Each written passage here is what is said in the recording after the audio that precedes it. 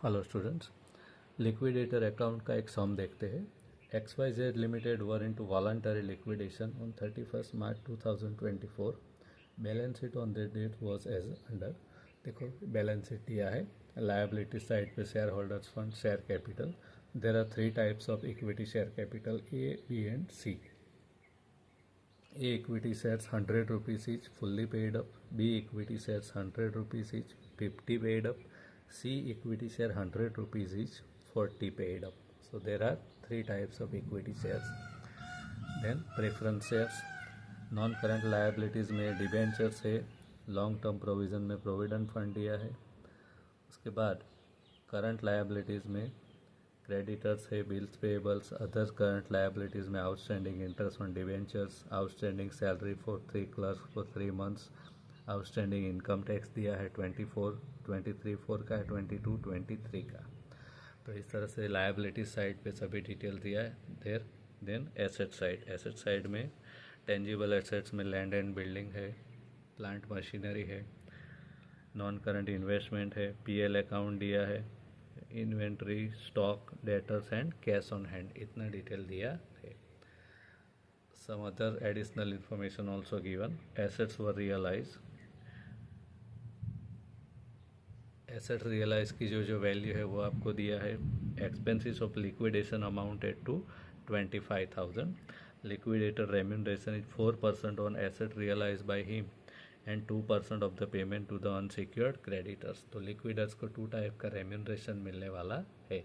Assets के realisation पे मिलेगा एंड अनसिक्योर्ड क्रेडिटर्स जो पे किया उसके ऊपर भी मिलेगा। All payments were made on 30 जून 2024।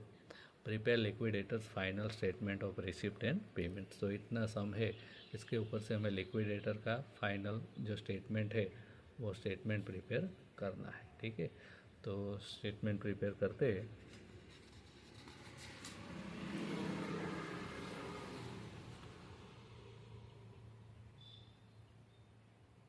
तो देखिए आपकी स्क्रीन के ऊपर XYZ limited liquidators final statement of receipt and payment. सबसे पहले रिसिप्ट साइड पे सबसे पहले क्या लिखना है, cash and bank balance.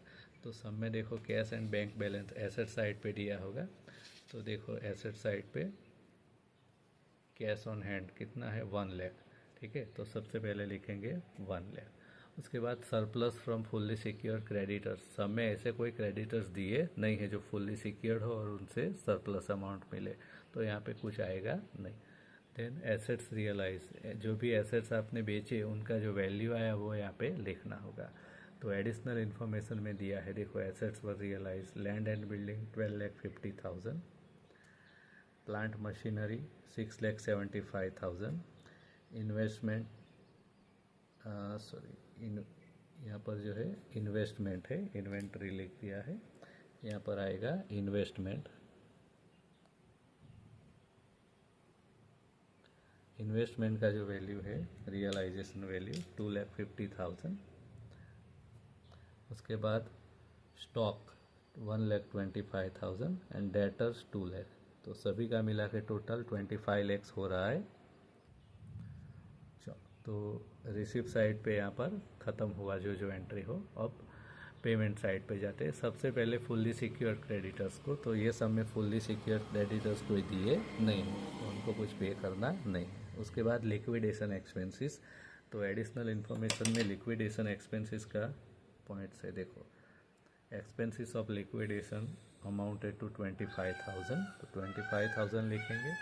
Then liquidators remuneration, liquidator को कितना रेम्यूनरेशन मिल रहा है, तो यहाँ पर दिया है, देखो सब में liquidators remuneration is 4% on assets realise. Assets का रियलाइज जो हुआ 25 लाख, उसका 4%, तो 25 लाख का 4% गिनेंगे तो 1 लाख रुपया मिलेगा। ठीक है, उसके बाद क्या है, payments 2% of the payment to the unsecure creditors. जितने भी अनसिक्योर क्रेडिटर्स है उसके ऊपर 2%। तो अभी अनसिक्योर क्रेडिटर्स को हमने पे किया नहीं है, तो इसको पेंडिंग रखते हैं। उसके बाद प्रेफरेंशियल क्रेडिटर्स। तो सब में देखो प्रेफरेंशियल क्रेडिटर्स दिए हैं, तो सब में लायबिलिटी साइड पे देखो प्रोविडेंट फंड दिया है, तो प्रोविडेंट फंड जो आता है वो प्रेफरेंशियल क्रेडिटर्स में आएगा। ठीक है, 75,000। उसके बाद और कुछ है तो प्रेफरेंशियल क्रेडिटर्स में उसके अलावा देखो, yes, outstanding salary of 3 clerk for 3 months 22,500, ठीक है, ये भी आपका प्रेफरेंशियल क्रेडिटर्स में आएगा। किसी भी वर्कर्स को अगर कोई सैलरी पे करना बाकी होता है तो वह यहाँ पर आएगा। उसके बाद आउटस्टैंडिंग इनकम टैक्स है। इनकम टैक्स करंट ईयर का जो है, हमारा ईयर कौन सा है अभी करंट 23/4, तो 23/4 का जो 10,000 है वो भी प्रेफरेंशियल में आएगा। तो प्रेफरेंशियल में ये 3 आएंगे। देखो यहाँ पर मैंने नीचे टोटल किया भी है। Preferential creditors 75,000 provident fund, outstanding salary 22,500, 10,000 outstanding income के 23/4 का, तो तीनों मिला के 1,07,500। तो 1,07,500 आपका प्रेफरेंशियल क्रेडिटर्स आ गया। उसके बाद डिबेंचर होल्डर्स, तो डिबेंचर होल्डर्स को क्या पे करना होता है, डिबेंचर्स का अमाउंट। डिबेंचर्स का अमाउंट कितना है, 10 लाख। तो सबसे पहले डिबेंचर्स का अमाउंट 10 लाख। कोई आउटस्टैंडिंग इंटरेस्ट है तो लायबिलिटी साइड पे देखो, आउटस्टैंडिंग इंटरेस्ट दिया है 75,000, तो 75,000 आउटस्टैंडिंग इंटरेस्ट भी आएगा यहाँ पर। एंड एडिशनल इंटरेस्ट कब पे करना होता है, जब आपने लायबिलिटीज़ कौन सी डेट पे किया वो डेट दे दिया गया हो। तो सब में दिया है, देखो सब में नीचे दिया है, all payments were made on 30 जून, 30 जून को आपने पे किया बराबर। तो 30 जून तक का जो इंटरेस्ट है वो एडिशनल इंटरेस्ट होगा। तो कैसे पता चलेगा कितने महीने का, तो आपका ईयर एंडिंग डेट कौन सा है, 31 मार्च। तो 31 मार्च से लेके 30 जून, यानी मार्च से लेके जून कितना महीना हुआ, अप्रैल मई जून, 3 मंथ्स। तो 3 मंथ्स का जो इंटरेस्ट है वो एडिशनल इंटरेस्ट में जाएगा। तो 3 मंथ्स का इंटरेस्ट कैसे कैलकुलेट करोगे आप, 3 मंथ्स का इंटरेस्ट कैलकुलेट करने के लिए डिबेंचर का वैल्यू कितना है, 10 लाख, ठीक है। कितने परसेंटेज के डिबेंचर्स है, 15%, 15% और 3 मंथ्स। तो ऐसा करेंगे तो आपको एडिशनल इंटरेस्ट का अमाउंट मिलेगा 37,500। तो ये भी यहाँ पर लिख दिया है। तो तीनों का टोटल हो रहा है यहाँ पर 11,12,500। तो ये आपका डिबेंचर होल्डर्स का अमाउंट हो गया। देन अनसिक्योर क्रेडिटर्स, अब और कोई अनसिक्योर क्रेडिटर्स बचे तो सब में देखना होगा। तो सब में लायबिलिटी साइड पे देखते हैं। तो लायबिलिटी साइड पे देखो 1,75,000 है, 75,000 बिल्स पेएबल है, ये दोनों अनसिक्योर्ड में आएंगे, ठीक है। तो यहाँ पे देखो टोटल भी किया है 1,75,000 जो है creditors, 75,000 bills payable. Then outstanding income tax था 23/4 का हमने प्रेफरेंशियल में ले लिया था, बट 22/3 जो प्रीवियस ईयर का है 17,500 ये अनसिक्योर्ड में आएगा। तो 17,500 अनसिक्योर्ड का, तो तीनों मिला के 2,67,500 आपका अनसिक्योर्ड क्रेडिटर्स हो गया, ठीक है। तो अनसिक्योर्ड क्रेडिटर्स को भी आपने पे कर दिया। अब अनसिक्योर्ड क्रेडिटर्स को जो अमाउंट पे किया उसके ऊपर हमें लिक्विडेटर्स को रेम्यूनरेशन देना था, ठीक है, क्योंकि लिक्विडेटर्स के रेम्यूनरेशन के बारे में सब में बोला था। देखो 2% of the payments to unsecured creditors, तो जब भी सब में ऐसा बोला होता है कि अनसिक्योर्ड क्रेडिटर्स को पेमेंट करना है और उसके ऊपर लिक्विडेटर का रेम्यूनरेशन है, तो अनसिक्योर्ड के ऊपर तो 2% करना ही है, ठीक है। 2,67,500 का 2% यानी 5,350, बट उसके साथ प्रेफरेंशियल क्रेडिटर्स जो भी होंगे उसका भी 2% करना है। तो यहाँ पर प्रेफरेंशियल क्रेडिटर्स का अमाउंट 1,07,500, उसका 2% यानी 2,150। ये तीनों का टोटल, ये लिक्विडेटर का रेम्यूनरेशन हो गया, तीन अमाउंट, तीनों का टोटल 1,07,500।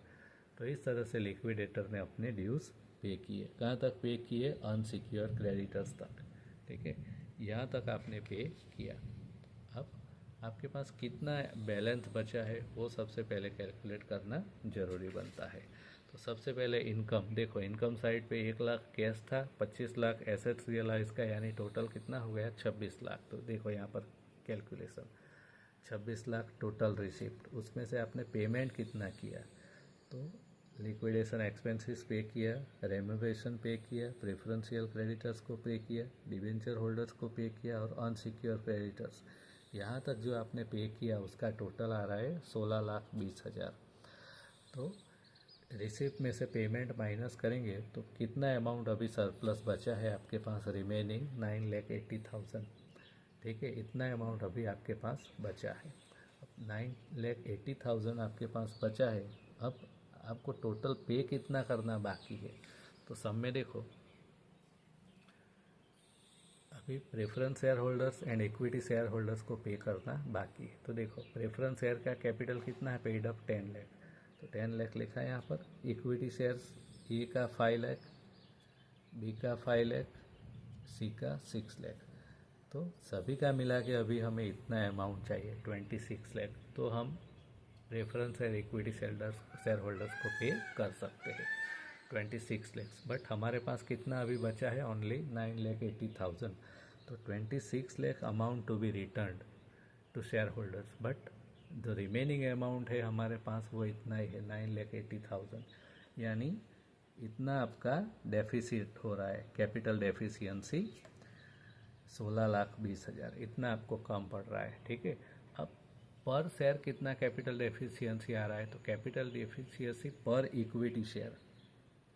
ठीक है, तो कैसे करेंगे, कैपिटल डेफिशिएंसी को इक्विटी शेयर के नंबर से डिवाइड करेंगे। तो capital deficiency 16,20,000 divided by number of equity shares.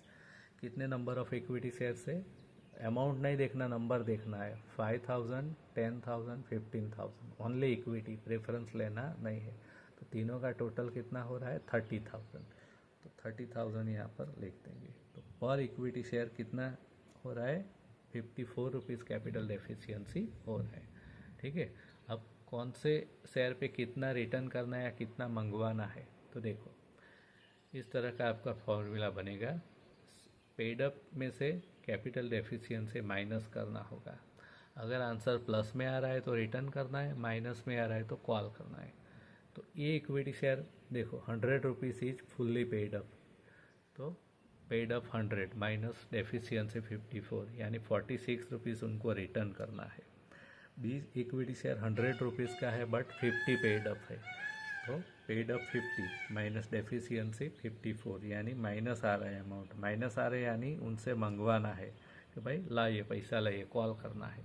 सी पे देखिए 40 rupees paid up, 40 paid up minus 54, यानी माइनस 14 रुपीज़ उनसे कॉल करवाना है, मंगवाना है। तो इस तरह से है, ए इक्विटी शेयर को रिटर्न करना है, बी और सी से कॉल करना है। तो अब कैलकुलेशन पे आ जाते हैं। सबसे पहले प्रेफरेंस शेयर होल्डर्स को रिटर्न करेंगे। तो प्रेफरेंस शेयर होल्डर्स का जो भी अमाउंट है वो रिटर्न करते हैं। तो प्रेफरेंस शेयर होल्डर्स को कितना रिटर्न करना है, 10 लाख।